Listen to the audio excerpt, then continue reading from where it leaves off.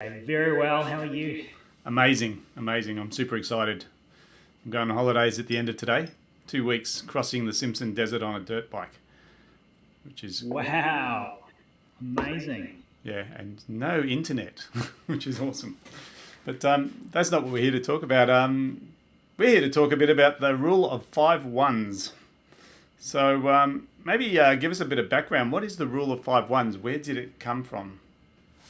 I learned it through some marketing that I've been doing, Yep. and it's really an approach to building your business and actually trying something in a simple way. So the saying goes, simplicity scales, complexity fails. And I think that the rule of 5 1s is all about simplifying how you do things, and particularly with your marketing, keeping it really, really simple.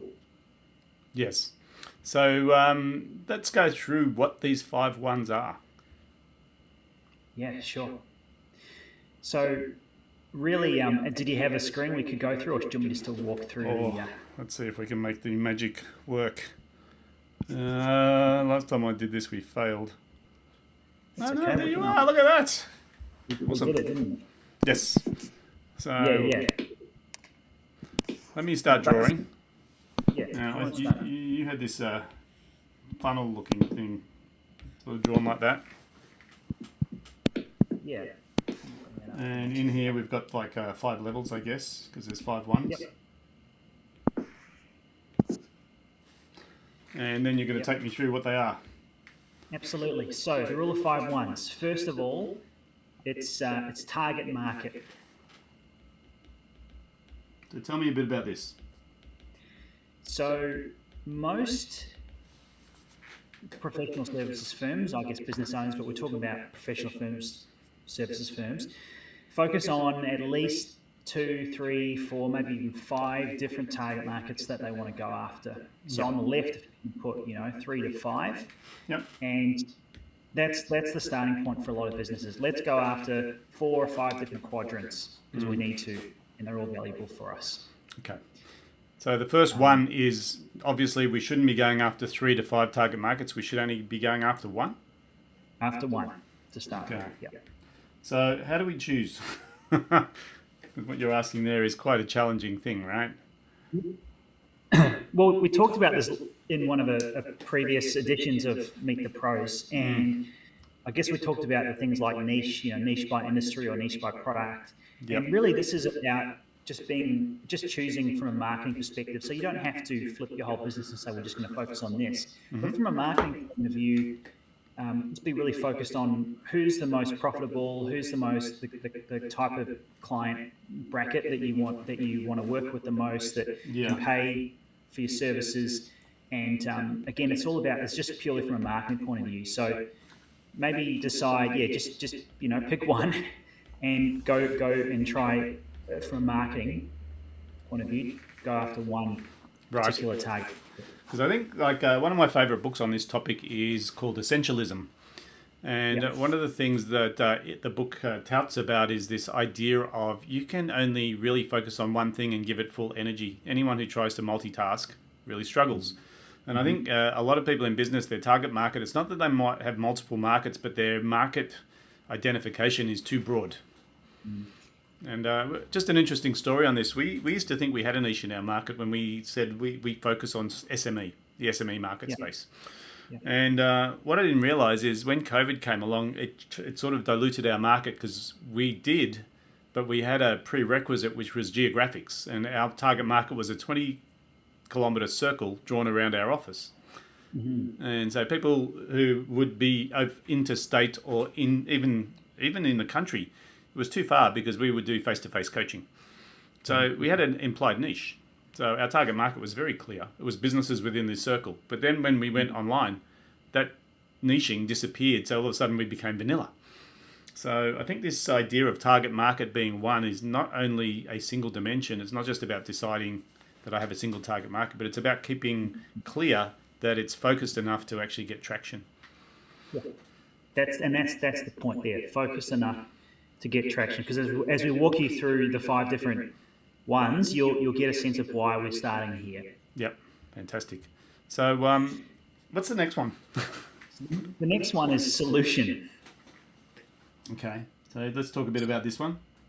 Yeah, so what that really means is, and it could be a product, or it could be a service offering. So what we're saying here is, again, many companies will offer 4, 5, 6, 10 different services or products.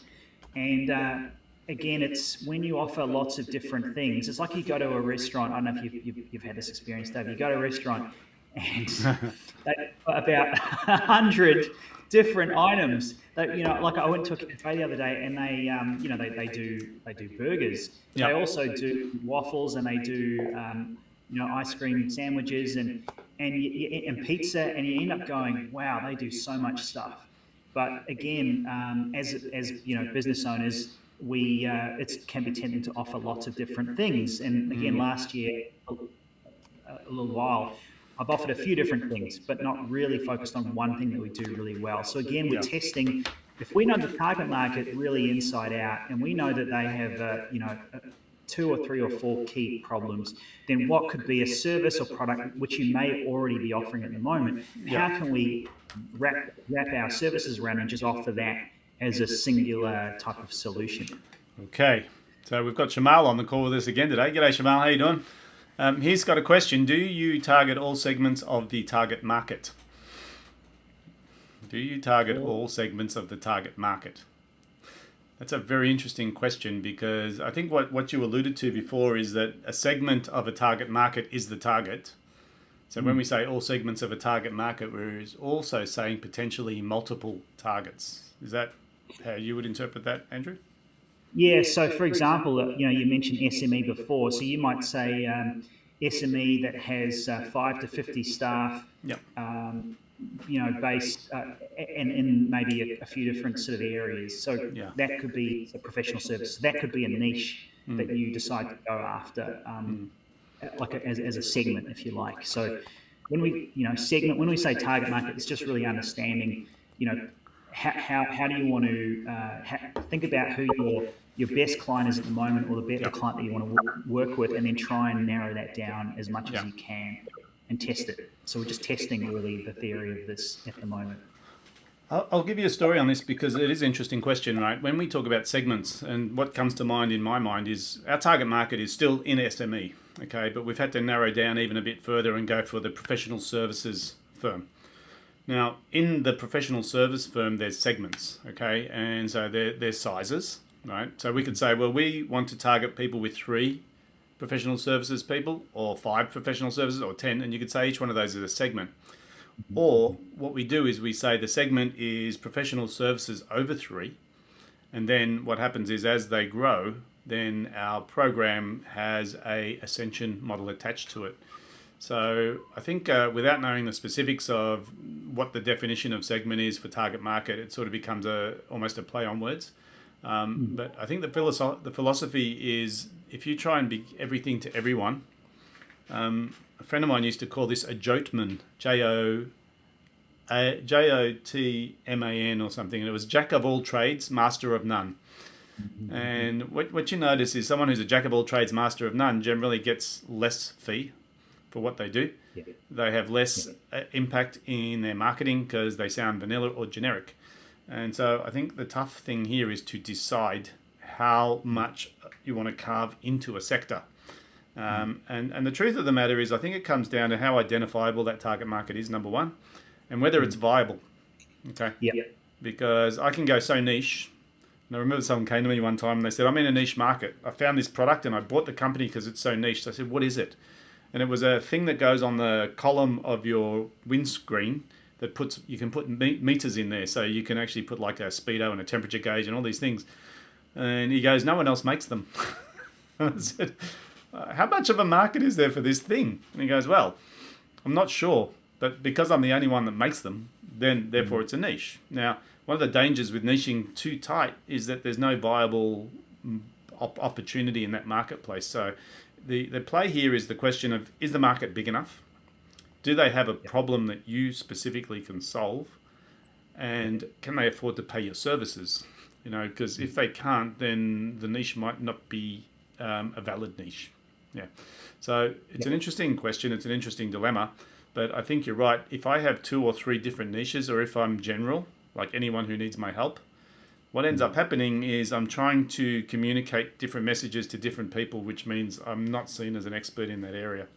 So this whole idea of gravitating down or narrowing down to one niche and testing it is challenging on one side, but also rewarding on the other. And we've got a specific example of a professional service firm who did this really well, who's identifiable, in the marketplace, which will kind of make it easier for everyone to understand if you're watching. So yeah, how can you wrap up your different solutions? How can you have one solution? And the next one is the conversion aspect of this. Okay. So when we say conversion, what we really mean is your sales process. Okay.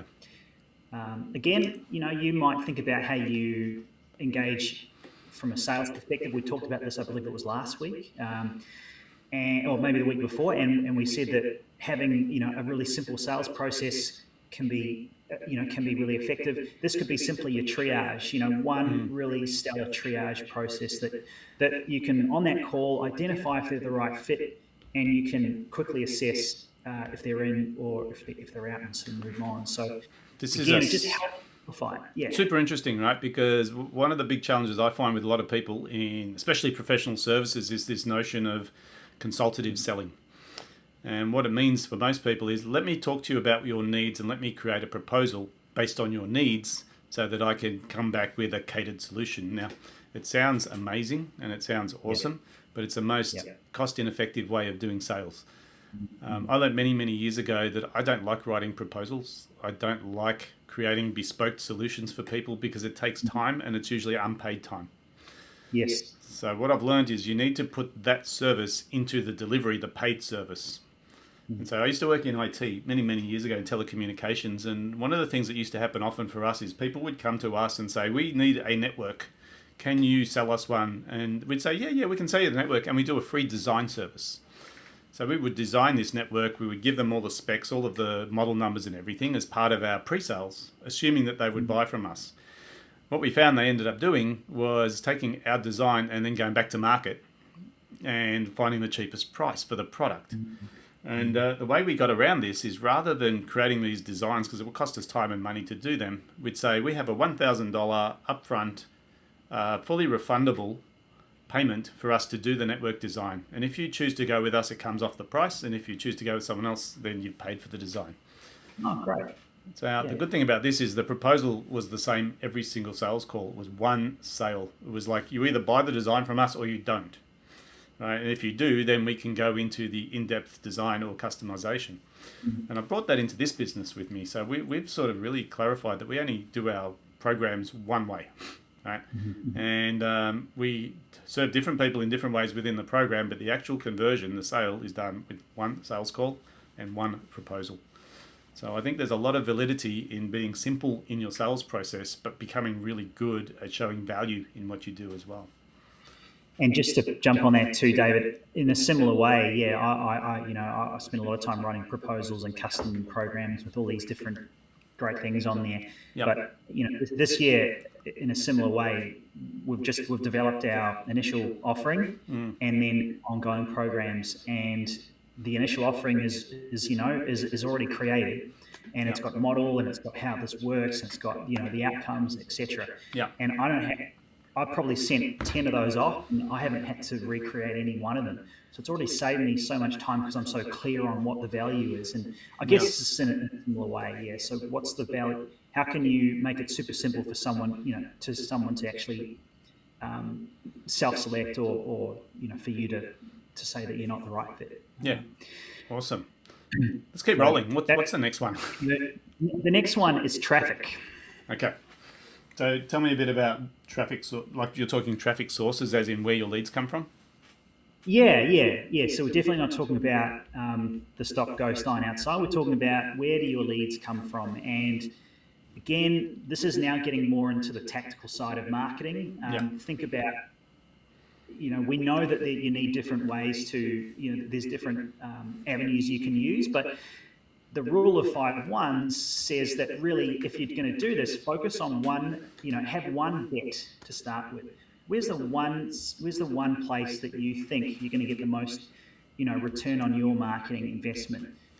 Because there's so many different options out there. But if you think that your target market, the one that you've chosen, lives on LinkedIn and you can access them, then let's, just focus on that to start with. Don't play around with, Facebook and SEO and all these other things. Just have one way that you feel you're going to get traffic to you. Yeah. So it's an interesting.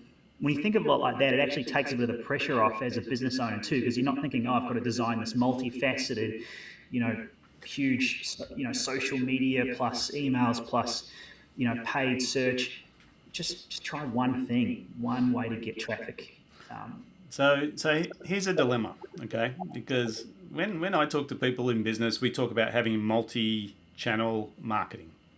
And what you're saying now is we should only have one.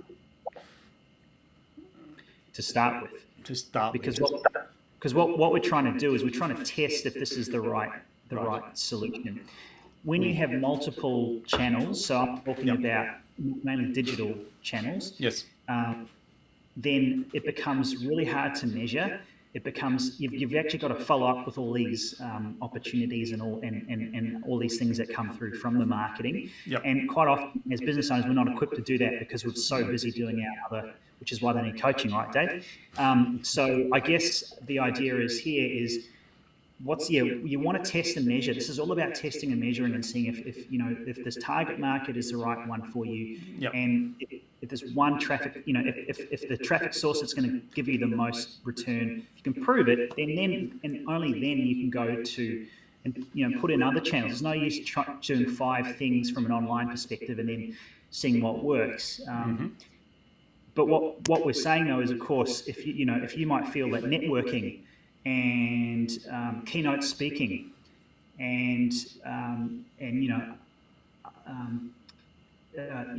like they might be 2 channels that you use, but I'm talking more about, I'm not suggesting that you do 5 different, social platforms, SEO gotcha. and paid. Yeah. It's more just from a pure like a digital marketing point of view. Gotcha. That's how I see it. Okay. Look, for me, the way I'm interpreting this piece of the 5 ones is that you should build one at a time. And this is something I am a big fan of, is I think too many people try too many things that don't produce results simultaneously, and they don't know which one's working, which one's not working, and they're just clearing their bank account too quickly. Yeah. So if you're going to pick a channel, focus on that channel. And don't just pay someone else to do it and hope it goes well. Actually deliberately keep an eye on every single piece of traffic, make the adjustments, move quickly. Because I look at this like the spinning plates at the circus. I don't know if you recall when you were a kid. And the clown will get this first plate up and running. It's quite difficult to spin a plate. And if you've ever tried it yourself, it's extremely difficult. But once it's up and running, it's actually pretty easy to keep it rolling. So they spin one plate up, they stick it on the stand, then they go and try and spin the next plate up. Now, the first plate's spinning until they get to about plate 3 or 4, and then they might have to go back and give it a bit of a tweak. So to me, when you talk about one traffic source, I think until that traffic source is producing fantastic results, you need to keep your eye on one. So that's the interpretation of the one there for me, is to really make sure it's robust and up and running before you go and dilute your focus. So yeah, that's it. We don't want to dilute it. And the last one is time, which in this case, you might put a year, for example. So 1 year, that's the last piece of the puzzle. For you, it might be a quarter, but generally speaking, if you do marketing for an extended period of time, and I like to think that if you give yourself at least 3, but maybe 6 months minimum, 1 year, awesome, if you can, then you can actually test and see if the thing works. And the way, what I'm, as an example, like for Concurve, so for my business, I've been doing one particular strategy, which is really LinkedIn outreach and also content inbound generation. And we've been doing that for 4 months, and it's produced, connected with over 200 of my ideal clients. We've had 20 plus meetings, and with the relevant sort of ideal clients. And to me, it says, okay, well, we've got 4 months of data here. And then if you're able to track things, and you can kind of see on the way you can test and measure. And the example of who we're trying to talk about here is this company called Agency Analytics. Okay. So Agency Analytics, they started off as an SEO company. So they did search engine optimization, and they said, okay, well, we'll do search engine optimization.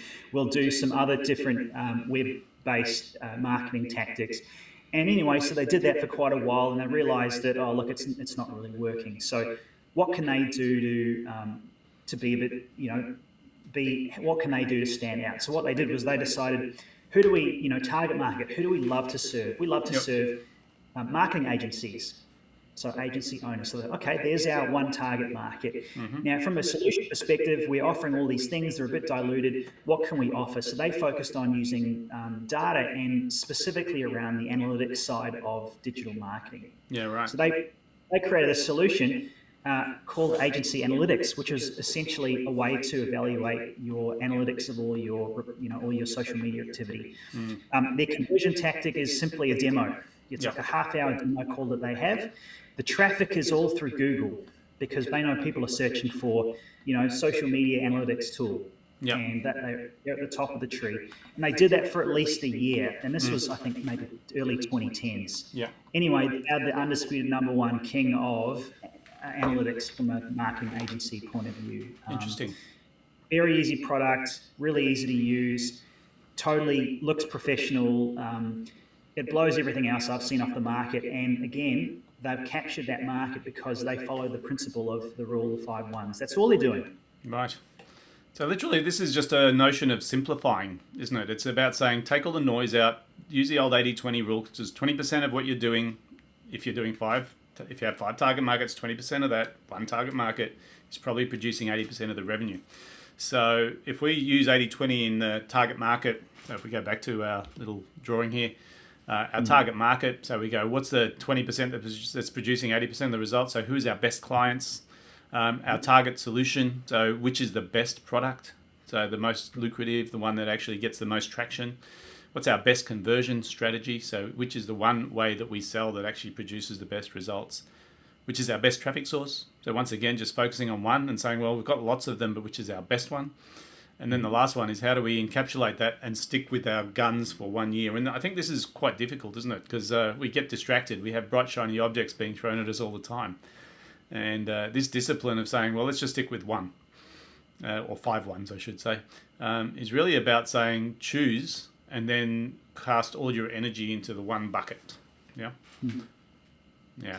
And I mean, the other thing to mention here, if it sounds overly simple, is we're not saying that you simply choose one thing and just, put a blindfold on and then a year wake up and say, oh, did it work? Like, obviously you've got to test and measure the marketing the whole way through. But, it's all about giving something a go and being really super focused on, as you say, and not giving up in 3 months, just saying, like, it hasn't worked.